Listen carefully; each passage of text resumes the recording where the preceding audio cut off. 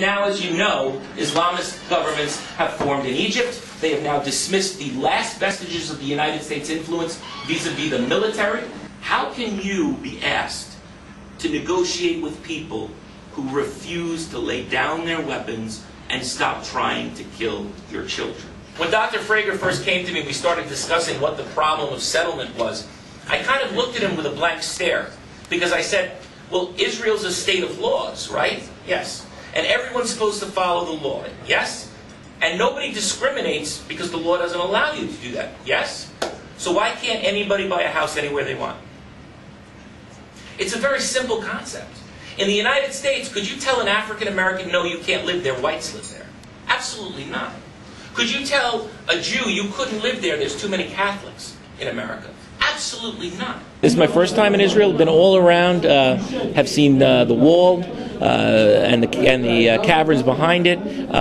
We've gone up to the Gaza areas, East Jerusalem, all of the territories where young couples are now moving in and settling, doing a great job of building community and improving neighborhoods. I've had an opportunity to meet with the finance minister, numerous members of the Knesset, the deputy speaker of the Knesset. We've had wonderful discussions of foreign policy. We've met with so many leaders, so many different communities. It's just been an overwhelming experience. It's a beautiful country. There's so much history here. Just looking at the layers in the wall itself is amazing, and seeing the different points in time and just all of the things that have made this such a focal point for the world. It literally is the crossroads of the universe. You know, there's two Jerusalems. There's the Jerusalem of history, of antiquity, of all of these wonderful things, the different religious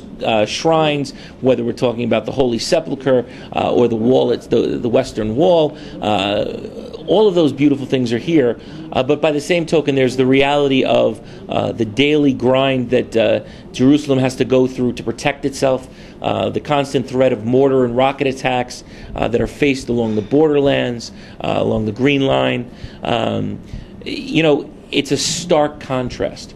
And to actually be here and see it firsthand is very eye-opening. The first thing I will take with me is, of course, the memories of all of the people and places that I've been to, and the commitment so many people have to making Israel safe.